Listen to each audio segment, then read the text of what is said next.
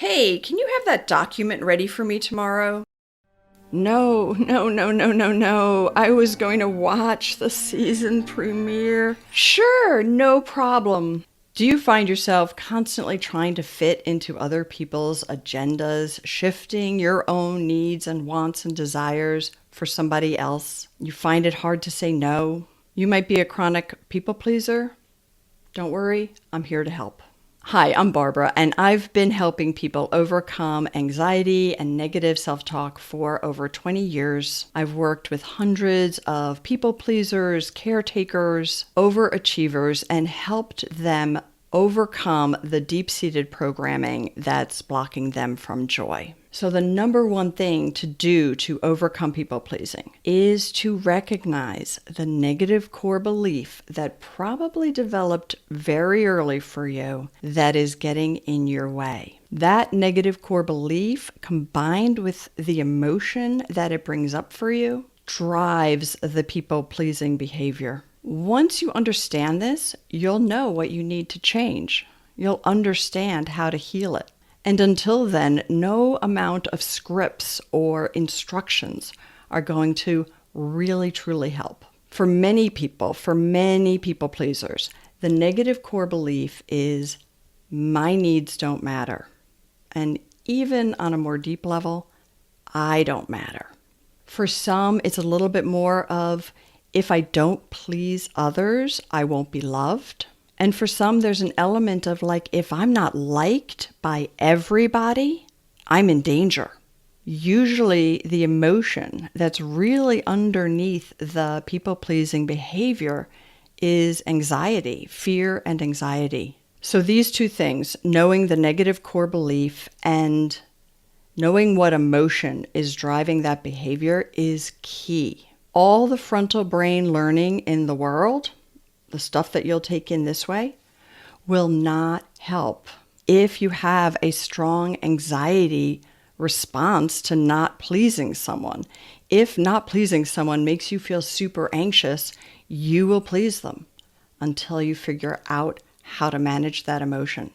So I do have a number of videos. I'll link a few here on uncovering your negative core belief. And I'll also share a resource at the end of this video that kind of helps to pull all of this together. But uncovering that negative core belief, beginning to work with that, beginning to revise it, learning emotional regulation, really important.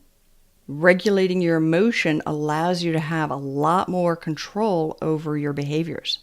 As you do this, you'll be able to challenge your negative self-talk. You'll learn a more reasonable way to speak to yourself. And this will boost self-confidence and reduce your need for external validation.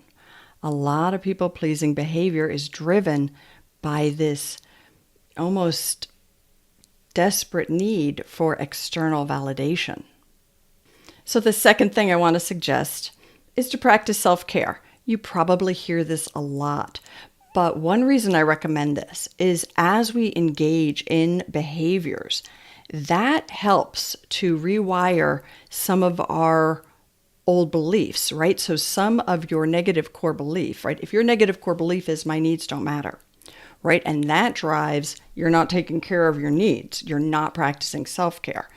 As you actually begin to practice the self-care, you'll be reinforcing for your old brain, for your more subconscious level thoughts, that you deserve it. So whether you feel you deserve it right now or not, engaging in self-care, taking care of your own needs, your basic needs in particular, super important. Lots of times people pleasers sacrifice their needs for other people's wants and desires. So sometimes we do need to sacrifice our wants for other people's wants when we're in a relationship, right? You have to compromise sometimes. But to sacrifice our basic needs for another adult's wants is generally people pleasing, right? Now, I'm not talking about if you're a mom, you're going to have to sacrifice some of your needs once in a while for kids. But very important to begin to rethink, I'm the only one who can take care of my basic needs. I'm the only one who really can do these things for me. and that person can do it for themselves. So I need to take care of and prioritize my needs. Practicing self-care will build your self-esteem. It's going to help you develop a stronger sense of self. This will lead to more fulfilling relationships and overall, a greater sense of well-being. Number 3, this is tied to the other two, but number 3, setting boundaries. Now, again, I think you already know this. You've already heard it. If you're a people pleaser, you've probably watched a lot of videos. You've probably thought about boundaries. You've probably wondered, why can other people set them and I have such a hard time? And I'm going to go back to, I do think that's about the negative core beliefs and healing all of that stuff, the emotional regulation, and then the practicing. But getting into those boundaries will be key.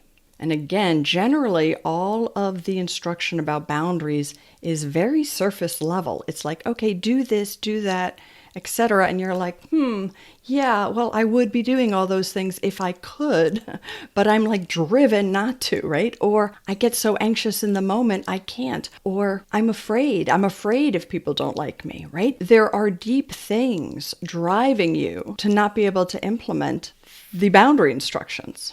So without emotional regulation and rewiring some of these beliefs and understanding how those beliefs impact your boundaries, it's unlikely you'll be able to establish good boundaries. So this is exactly what my boundary program focuses on. My boundary program goes deep. It goes into how you were programmed young to sacrifice your needs for other people. It goes into why it was so important to you to learn people-pleasing very young. And then what do you do about it? How do you change it? How do you emotionally regulate? How do you apply that to setting boundaries? How do you learn assertive communication? Not passive aggressive, not aggressive, assertive. Setting boundaries helps you to take care of yourself. It helps you to do that self-care, right?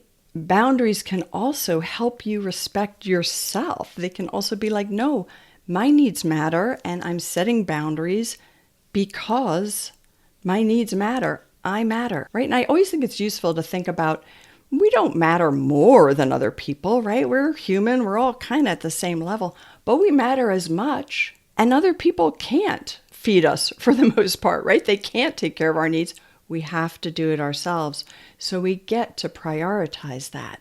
And then once you can respect your own boundaries, yourself, your own needs, it's way easier to move into authentic, good, healthy relationships. So by addressing these deep-seated issues, by practicing self-care, and by learning boundaries, setting them and enforcing them, you can officially call yourself a recovering people pleaser.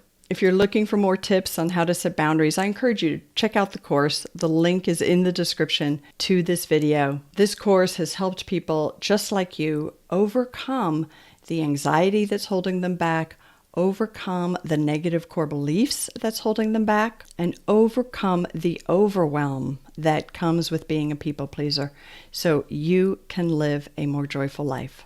If this video is helpful, please do give it a like and subscribe to my channel for more, and I'll see you next week.